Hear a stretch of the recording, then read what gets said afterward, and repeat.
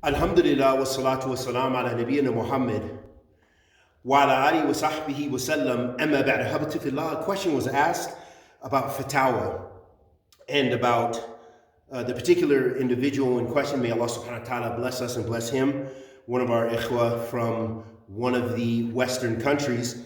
And our beloved brother asked about where to take fatwa from. And he mentioned that he felt comfortable with in certain places with some mashayikh in America, and also referring back to scholars in Saudi Arabia, and so on and so forth. And he is not a resident of either of those countries. And first and foremost, ahabati fillah, I want to say very clearly that I'm just your brother in Islam. I've done some talib al-ilm, and I am a tawalib al-ilm, meaning very small.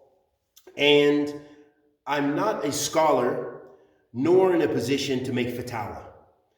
And I do my best to not issue fatwa. I give you either fatwa from other ulama or issues I've studied, things with adillah, not making a Islamic ruling or perhaps advice. But what I wanted to mention, ahabati fillah, is that in regards to this issue, one of the things the scholars mention, as the questioner brought up, is first, people you feel comfortable with, meaning people who are known, they have itqan and ilm, they are grounded in knowledge, and you feel comfortable taking knowledge from them. So that automatically excludes Ahl Bid'ah. That's the reality. You don't feel comfortable taking from scholars that are big proponents of Ikhwan Muslimin. If you are someone from Ahl Sunnah, you don't feel comfortable. You also don't feel comfortable with taking a knowledge from big Sufi scholars. Even if they've studied and even if they have strong knowledge, that is not the place that you probably feel comfortable with. And I would not advise to do so. Because, especially, even if in your land, say you're in a Western country X, and in your land, there are some people very strong in knowledge that are from Ahl Bid'ah. Yes, Ahl Bid'ah can be very strong in knowledge in many of the sciences. But however, their aqeedah is batil, or their aqeedah, they have some inhiraf. So, in that situation, I would not advise to take their fatwa. If you have access to the scholars that are well known for the sunnah, and well known in knowledge and their level of knowledge, and especially depending upon the Messiah. This is actually a very big issue, and I'm going to try not to grow it.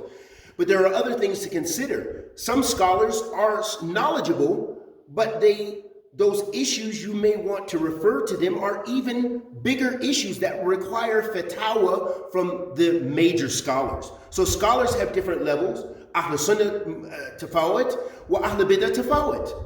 Ahl Sunnah has different levels, Ahl Bid'ah has different levels. So there are some who are Ahl Sunnah and they have a lot of knowledge. Like, for example, some of the imams that I feel comfortable with in my religion as far as fatwa and when they speak, Imam Fawzan in Riyadh, one of the Kibar ulama, and the Lajna there, the Kibar ulama. Likewise, even many, and Imam Abdul Muhsin al-Abad.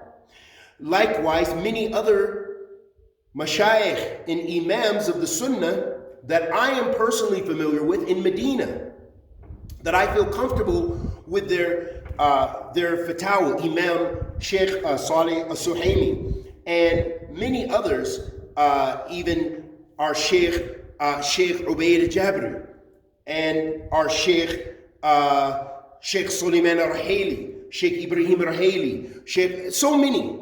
Okay, but also I realize, because I've studied with all of those that I mentioned, that they have different levels, and they have different levels in knowledge and different specialties. Some may be younger in age, but in their bab, let's just pull it out. Sheikh Suleiman al-Rahili, for example, in fiqh, he's like an imam. That is his science, that Allah subhanahu wa ta'ala has favored with him, and his ijtihad. It comes from Allah, thumma ijtihadihi.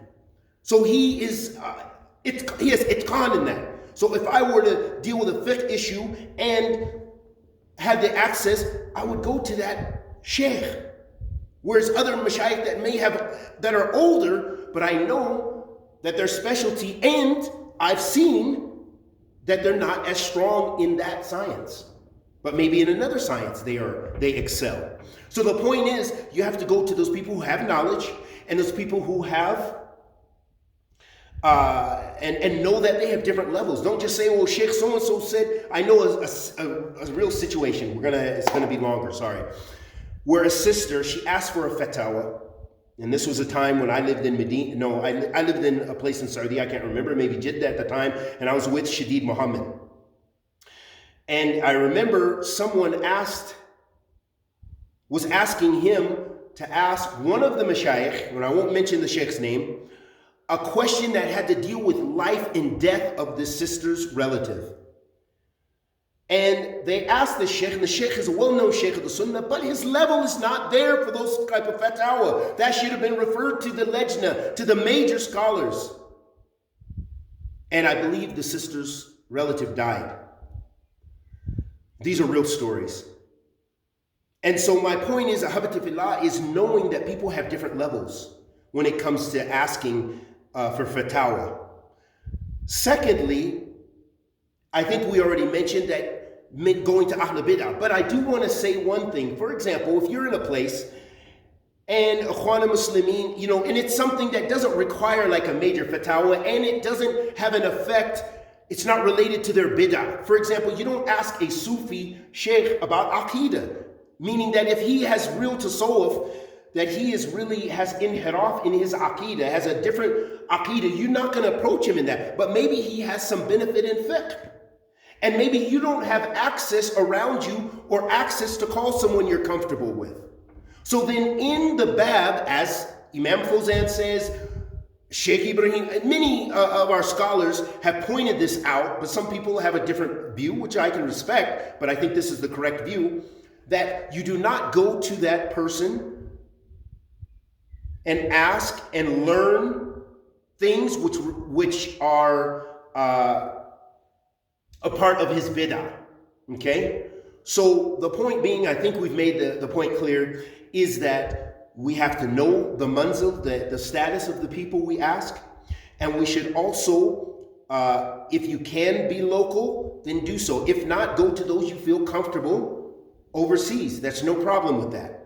But as long as, one thing, if it's a major fatwa, something very important that the scholars know, and we need to know when we're asking, is a hukm ala shay far'in ala tasawwurihi, which means that when there's a ruling, when someone's making a ruling, a part of that ruling is having a background.